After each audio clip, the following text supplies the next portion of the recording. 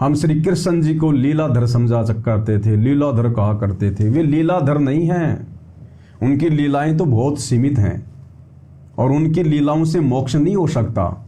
उनकी लीलाओं को देखकर सुनकर हमारे विषय विकार नहीं मिट सकते। अब एक विशेष संदेश में गुरुदेव भगवान ने हमें बताया कि जो लोग भागवत पढ़ते हैं या भागवत का पाठ करते हैं या भागवत की कथा करवाते हैं तो इससे जीव के विषय विकार नहीं मिट सकते। अब भागवत में क्या कथा सुनाई जाएगी? ऐसे ऐसे एक बार गोपियां स्नान करने के लिए नदी के किनारे गई। वहां पर श्री कृष्ण जी चुपचाप पेड़ के ऊपर जाकर बैठ गए। सभी गोपियों के जो कपड़े थे वो लेकर पेड़ के ऊपर जाकर बैठ गए। जब गोपियां नहाने के बाद में अपने कपड़े लेने के लिए आई तो पता चला कि कपड़े तो हैं ही नहीं। इधर उधर देखा तो ऊपर श्री कृष्ण जी दिखाई दिए।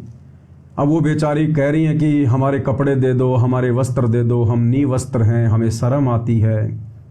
तो श्री कृष्ण जी कहते कि नहीं नहीं नहीं, इस नदी से तुम निर्वस्त्र होकर नंगी होकर बाहर आओ, फिर मैं तुम्हें कपड़े दूंगा। बहुत मिन्नत करने के बाद फिर बेचारी अपने गुप्तांगों पे हाथ वगैरह रखकर, अपने स्तन पे हाथ रखकर फिर शर्म के मारे शर्माती हुई बाहर आई और तब श्री कृष्ण जी ने उनको कपड़े दिए। अब बताओ भाई और बहनों, ये भागवत है या फिर ये कोई पोर्न वीडियो है? ये भागवत है या कोई काम वासना का ये कोई ग्रंथ है? अब इस प्रकार की कथा यदि कोई सुनेगा तो विषय विकार दूर होंगे या विषय विकार और ज्यादा उत्पन्न होंगे?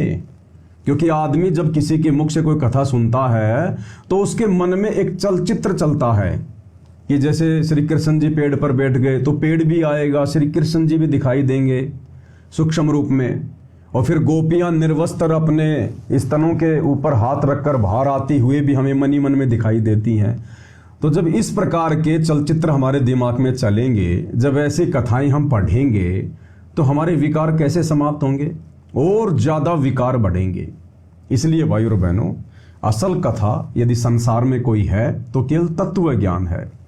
सतगुरु आकर हमें असल कथा सुनाते हैं और सतगुरु के मुख से सुनी हुई कथाएं फिर हमारे विषय विकारों का दमन करती हैं, मर्दन करती हैं, उनको समाप्त करती हैं। और दुनिया की कोई भी कथा, चाहे महाभारत की कथा हो, अब महाभारत की कथा, अब गुरुदेव भगवान ने आकर हमें सद्बुद्धि दी, हमारी बुद्धि खोली, तब हमें पता चल पा रहा है। अन्यथा शुरू में जब ये महाभारत सीरियल टीवी पर आता था तो सारे काम छोड़ छाड़ कर उसको देखने के लिए बैठ जाते थे और मिलता कुछ नहीं था। अब गुरुदेव भगवान ने बताया कि ये महाभारत ये कोई कथा है क्या? ये कोई सुनने के लायक है क्या? इसको तो ना सुनो तो अच्छा। क्या शिक्षा मिलेगी हमें? कुछ नहीं, कोई शिक्षा नहीं मिलेगी हमें इससे।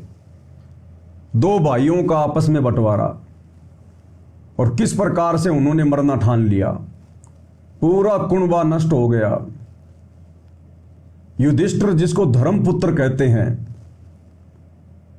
वो जुआ खेल के और अपना राज्य उसने हरा दिया। अब बताओ ये महापुरुषों के लक्षण, जुआ खेलना, ताश खेलना, शतरंज खेलना, और तो और जुए में अपनी औरत द्रौपदी को भी लगा दिया। अब बताओ कौन से एंगल से हम इसको एक अच्छे सदग्रंथ की मतलब संज्ञा जो है वो दे सकते हैं? क्या पढ़ेंगे हम इससे? क्या शिक्षा लेंगे? अपनी औरत को जुए पे लगाना, भाई बंटवारे के लिए लड़ाई झगड़ा करना, जुआ खेलना। गुरुदेव कहते हैं इन महापुरुषों को, जिनको दुनिया अनजाने में महापुरुष की संज्ञा दे बैठी, भीष्म पितामह, कर्ण, द्रोणाचार्य, परमात्मा कहते हैं इनकी तो शक्ल भी ध्यान नहीं आनी चाहिए, इनका तो नाम लेना भी अशुभ है। हम भीष्म पितामह, गंगा पुत्र भीष्म पितामह, कैसे उसके गीत गाए जाते हैं। तो परमात्मा कहते हैं उनके जैसा कुचरित्र, उनके जैसा घटिया चरित्र आपको संसार में देखने को नहीं मिलेगा। जब कौरव पांडव आपस में जुआ खेल रहे थे और जब युधिष्ठिर जुए में द्रौपदी को हार गया और दुशासन अपनी भाभी को, जो कि मां समान समझी जाती है, उसको पकड़ के, बाल पकड़ के उसके नीचे लेके आया भरी सभा में नंगा करने के लिए। और दुर्योधन कह रहा कि दुशासन हम तो अंधे की औलाद में दिखाई थोड़ी देता है, कर इसको नंगी, इसको काई की शर्म, हम तो अंधे हैं, हमें कुछ दिखाई थोड़ी देगा। और वो दुशासन नंगी करने लग गया अपनी भाभी को।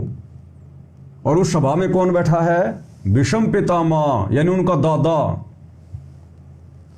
अब बताओ, वो महापुरुष था। उसका सबसे पहले तो यह कर्तव्य बनता था दुर्योधन को समझाने का, डांटने का, फटकारने का कि नालायक ये तो क्या कर रहा है, घर की इज्जत को खुद उछाल रहा है, क्या इतिहास बनेगा ये, दुनिया तेरे मुंह पे थूकेगी आने वाले समय में। अगर वो नहीं मानता तो फिर सभा छोड़ के वहां से निकल जाना चाहिए था, दुष्टों की सभा में फिर नहीं बैठना चाहिए था, लेकिन वो वहीं बैठा रहा।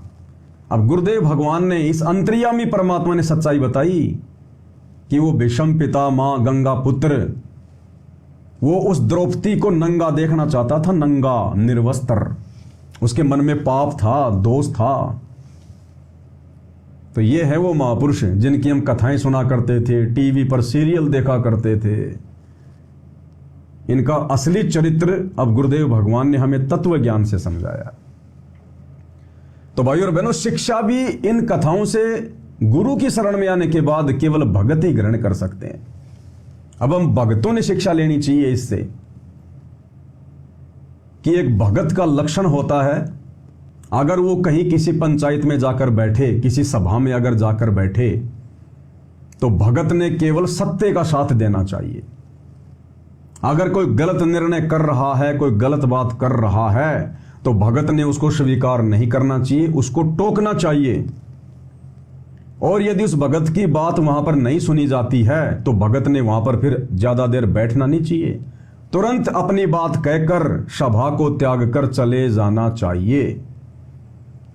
पहली बात तो भाइयों और बहनों, हम वर्तमान कलयुग की बिचली पीढ़ी में जी रहे हैं, हमें सतगुरु की शरण मिल गई है।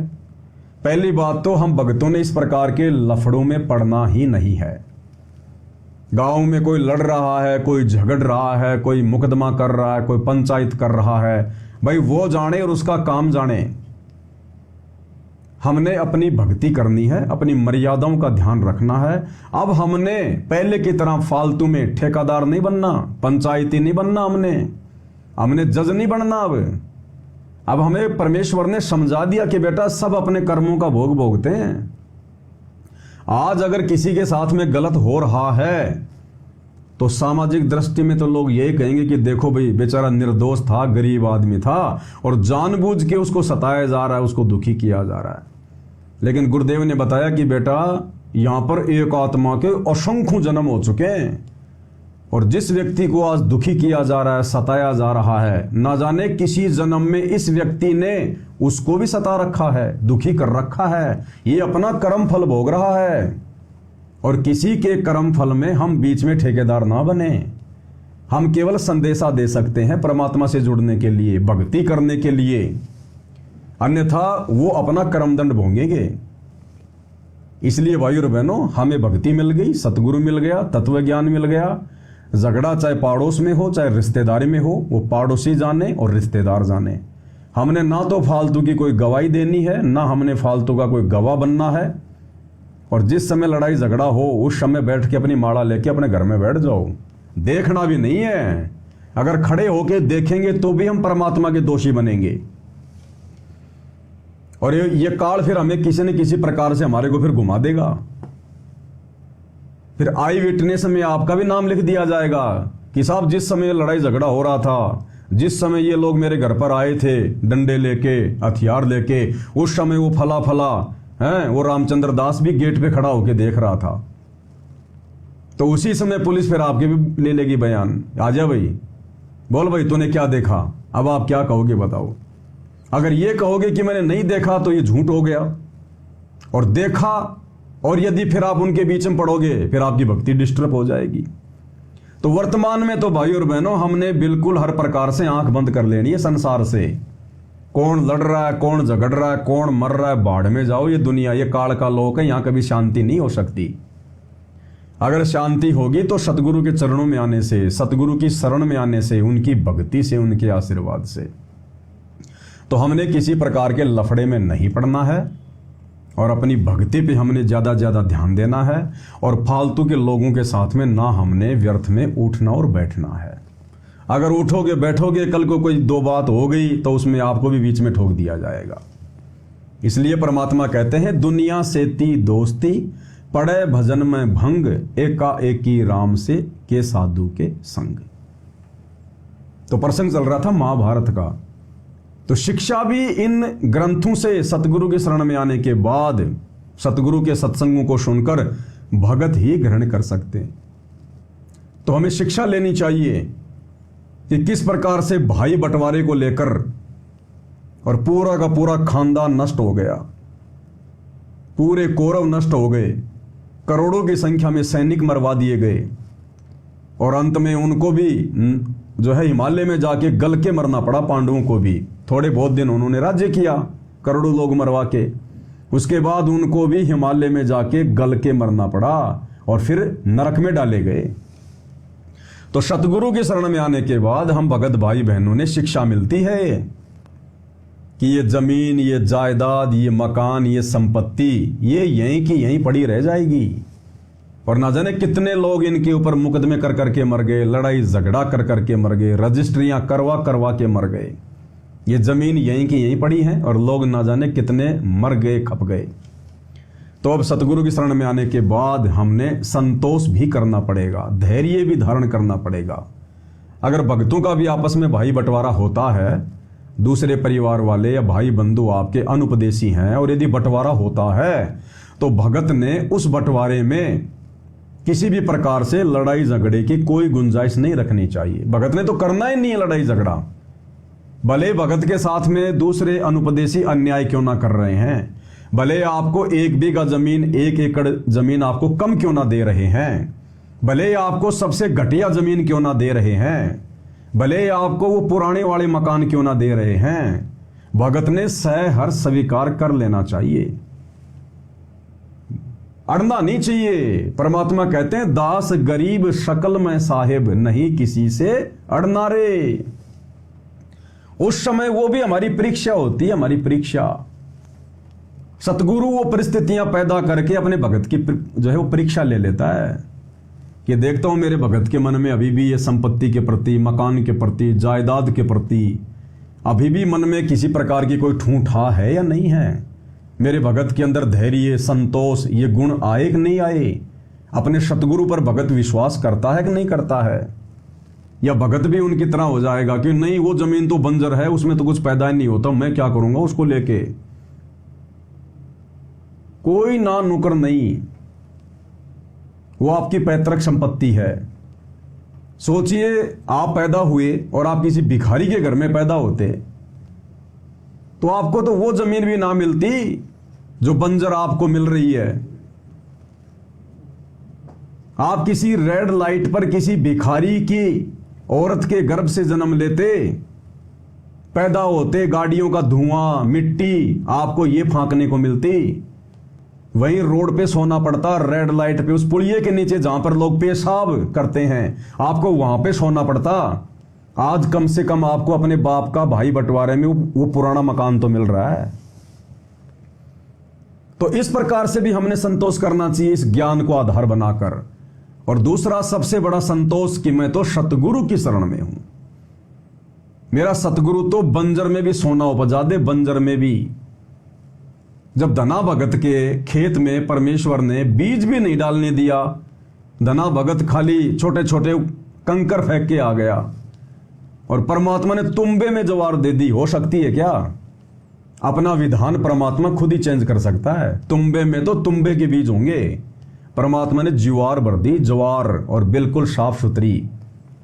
तो परमात्मा क्या नहीं कर सकता फिर अपने भगत के लिए।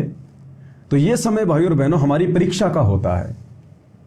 अब मान लीजिए आपका सतलोक जाने का समय आ रहा है, अब हमें तो पता नहीं चलेगा ना, वो तो सतगुरु को पता है कि हमारी भक्ति पूरी हुई कि नहीं हुई, हम कब जाने योग्य बनेंगे। मान लीजिए हमारा सतलोक जाने का समय नजदीक है और इधर भाई बंटवारा आ गया, और उस समय आप किसी न किसी बात को लेकर लठ लेके खड़े हो जाओगे, तो आपके तो अंदर सब कुछ सिस्टम चेंज हो जाएगा। मन में वही मनीलता, दुष्ट विचार, तरह तरह के विचार। तो इसलिए भाई और बहनों, हम भक्तों ने वर्तमान में हर प्रकार से संतोष ही करना पड़ेगा, क्योंकि लक्षण बताए ना परमात्मा ने भगत के 16 आभूषण है। ये हमने सतगुरु पर विश्वास रखना है, जमीन ना होगी तो भी परमात्मा दे देगा।